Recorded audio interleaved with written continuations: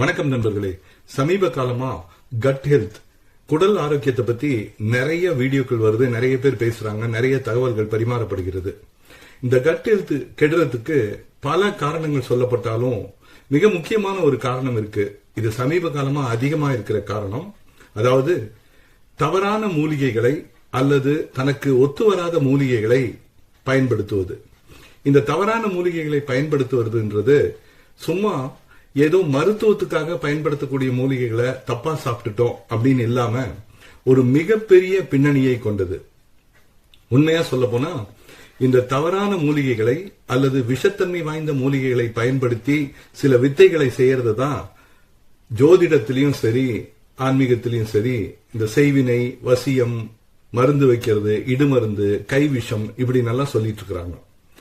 இந்த மாதிரி கைவிஷம் இல்ல செய்வினை, இடுமருந்து,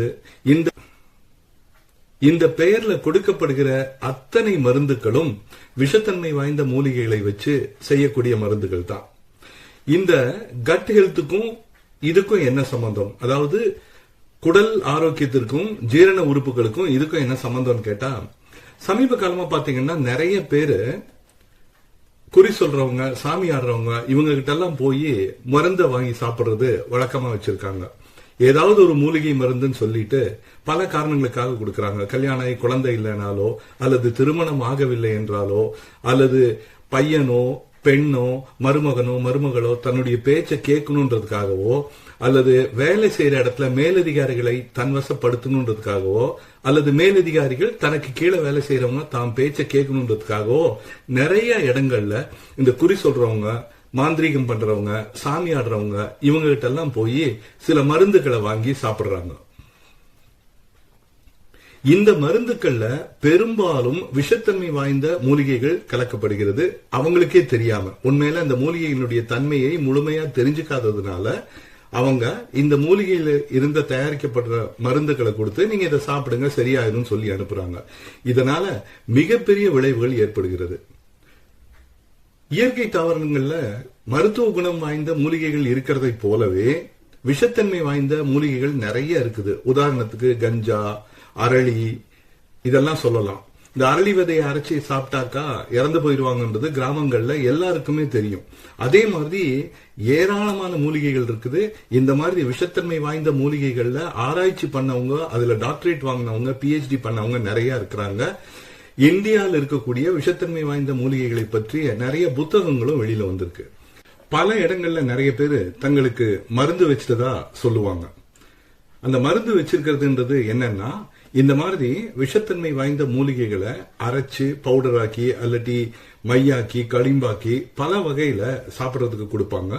இதை வாங்கிட்டு போறவங்க அதனுடைய விளைவு தெரியாம அவங்களும் சாப்பிடுவாங்க, மற்றவங்களுக்கும் கொடுப்பாங்க. இதனால தொடர்ந்து பல காலமா பல பிரச்சனைகள்ல அவதிப்படுவாங்க. அதுலயும் சமீப காலமா நிறைய யூடியூப் சேனல்ல நிறைய வீடியோக்கள்ல பார்த்தாக்கா இந்த குன்றிமணி, நாய்க்கடுகு இதையெல்லாம் ரொம்ப சுலபமா பயன்படுத்துறதுக்கு சொல்லி கொடுக்கறாங்க. அதுல இந்த குன்றிமணியில ரைசின் ஒரு விஷம் இருக்கு.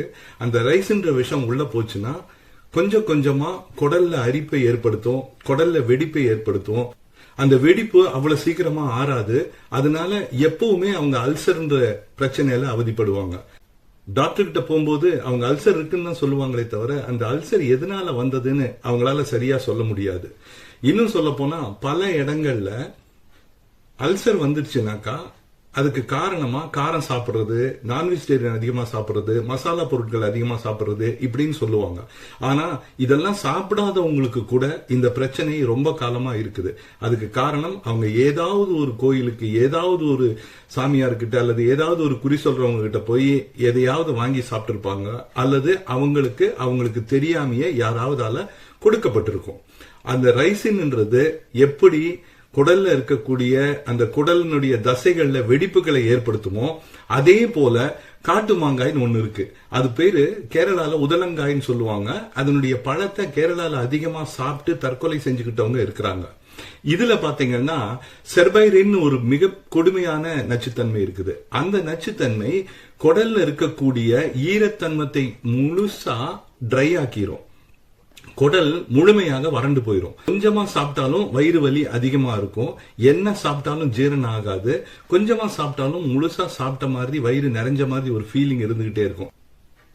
அதே போல தமிழ்நாட்டில் கிடைக்கக்கூடிய திருகுக்கள்ளி அல்லது மங்குப்புல்னு சொல்றாங்க, அந்த செடியை சாப்பிட்டாலும் அந்த செடியில இருக்கக்கூடிய தண்டு, காய், இலை எதை மருந்தா செய்து சாப்பிட்டாலும் அது உள்ள போகும்போது நம்ம உடம்புல இருக்கக்கூடிய ஜீரண அமிலங்களோடு இணைந்து ரசாயன வேதியியல் மாற்றம் ஏற்பட்டு அதனால எப்பொழுதுமே அவர்களுக்கு வயிற்றுல ஒரு இன்ஃபிளமேஷன், ஒரு வீக்கத்தையும் ஒரு அலர்ச்சியும் ஏற்படுத்திடும். இதனால என்ன ஆகும்னா காரணமே இல்லாம வயிறு வலிச்சுக்கிட்டே இருக்கும். சாப்பிட்டாலும் வலிக்கும், சாப்பிடலனாலும் வலிக்கும். தண்ணி குடிச்சா கூட அவங்களுக்கு வயிறு வலி இருந்துகிட்டே இருக்கும். அல்லது வயிற்றுல குத்தல் இருக்கும், வயிற்றுல எரிச்சல் இருக்கும், வயிறு வெயிட்டா இருக்கும், இது இருந்துகிட்டே இருக்கும். இதெல்லாம் இந்த மாதிரி தவறான மூலிகைகளை சாப்பிடுறதுனால ஏற்படுறது. இந்த மாதிரி நச்சுத்தன்மை கொண்ட தாவரங்களால் வரக்கூடிய வயிற்று பிரச்சனைகளை ஸ்கேனு, எக்ஸ்ரே, பிளட் டெஸ்ட் எதுல பார்த்தாலும் கண்டுபிடிக்க முடியாது. அதுக்கு காரணம் என்னன்னா, இது உணவே மருந்துன்ற அடிப்படையில சாப்பிட்ட உடனே ஜீரணமாகி ரத்தத்திலையும் உடல்ல இருக்கக்கூடிய உடல் திரவங்களையும் கலந்துரும். எப்படி நம்ம உருளைக்கிழங்கு, பீட்ரூட், பட்டாணி அல்லது பாவக்காய் இதெல்லாம் சாப்பிட்டதுக்கு அப்புறம் நம்ம ஸ்கேன் பண்ணி பார்த்தாலோ, எக்ஸ்ரே எடுத்து பார்த்தாலோ, பிளட் டெஸ்ட் எடுத்து பார்த்தாலோ என்ன சாப்பிட்டுருக்கோன்றது கண்டுபிடிக்க முடியாதோ, அதே மாதிரி தான் இந்த மூலிகைகளை சாப்பிட்டதுக்கு அப்புறம் நம்ம எந்த டெஸ்ட் பண்ணாலும் தெரியாது. பிரச்சனை மட்டும் இருந்துகிட்டு இருக்குமே தவிர எந்த ஹாஸ்பிட்டல் போனாலும், எந்த டாக்டர்கிட்ட போனாலும், என்ன டெஸ்ட் பண்ணாலும் டெஸ்ட் ரிப்போர்ட் எல்லாம் கிளியரா வரும். அந்த டெஸ்ட் ரிப்போர்ட்ல ரீசன் கண்டுபிடிக்க முடியாது, காரணம் கண்டுபிடிக்க முடியாது. ஆனா உடல் உபாதை மட்டும் தொடர்ந்து இருந்துகிட்டே இருக்கும். யாருக்காவது இந்த மாதிரி மருந்து வச்சுட்டாங்க, இடுமருந்து வச்சுட்டாங்க, கைவிஷம் வச்சுட்டாங்கன்ற சந்தேகம் இருந்தால் முதல்ல இதற்கும் ஆன்மீகத்திற்கும் எந்தவித சம்பந்தமும் இல்லைன்றத புரிஞ்சுக்கோங்க. இதற்கும் அமானுஷத்திற்கும் மாந்திரிகத்திற்கும் எந்த விதமான தொடர்பும் இல்லை. இது ஒரு சாதாரண சயின்டிபிக் மெத்தட் தான். கொஞ்சம் பழைய காலத்திலிருந்து பயன்படுத்தக்கூடியது. விஷத்தன்மை வாய்ந்த மூலிகைகளை கொடுத்து அவங்க ஒருவருக்கு உடல் பிரச்சனையும் மனப்பிரச்சனையும் ஏற்படுத்துறாங்க. அப்படி சந்தேகம் இருந்ததுன்னா உடனடியா ரத்தம், எச்சில் இதெல்லாம் டெஸ்ட் பண்ணி பார்த்தோம்னா அதுல என்ன கலந்திருக்கு அல்லது என்ன விதமான நச்சு இருக்குன்றத தெளிவா தெரிஞ்சுக்க முடியும். தெரிஞ்சுக்கிட்டு அதை நீக்கிறதுக்கான முறிவு மருந்தை சாப்பிடுறது தான் இதுக்கான சரியான வழி. அதை விட்டுட்டு கோயில், சாமி, வழிபாடு, மந்திரம் இப்படி எல்லாம் போனால் உடல் பிரச்சனை தொடர்ந்து இருந்துகிட்டே தான் இருக்கும். ஏன்னா கோயிலுக்கும் உடல் பிரச்சனைக்கும் சம்பந்தம் பெரிதாக இல்லை.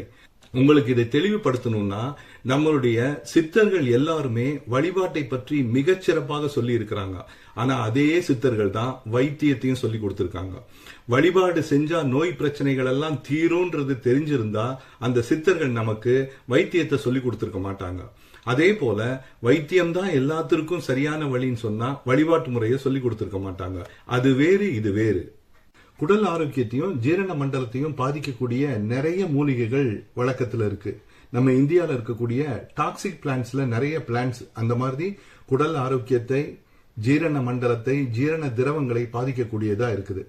அந்த மாதிரி மூலிகைகள் ஏதோ ஒரு வகையில தெரியாம சாப்பிட்டு இருந்தாலோ அல்லது யாராலாவது வேணும்னே கொடுக்கப்பட்டிருந்தாலோ அல்லது தவறான ஆட்களால் வேண்டுமென்றே செலுத்தப்பட்டிருந்தாலோ உடனடியாக எச்சிலையும் ரத்தத்தையும் அதுக்குன்னு இருக்கக்கூடிய ஹெர்பல் டாக்ஸிகாலஜிஸ்ட் அப்படின்னு சொல்லக்கூடிய தாவர நஞ்சியல் தெரிஞ்சவங்க கிட்ட போய் பரிசோதனை செஞ்சு அதற்கான முறிவு மருந்தை சாப்பிடணும்.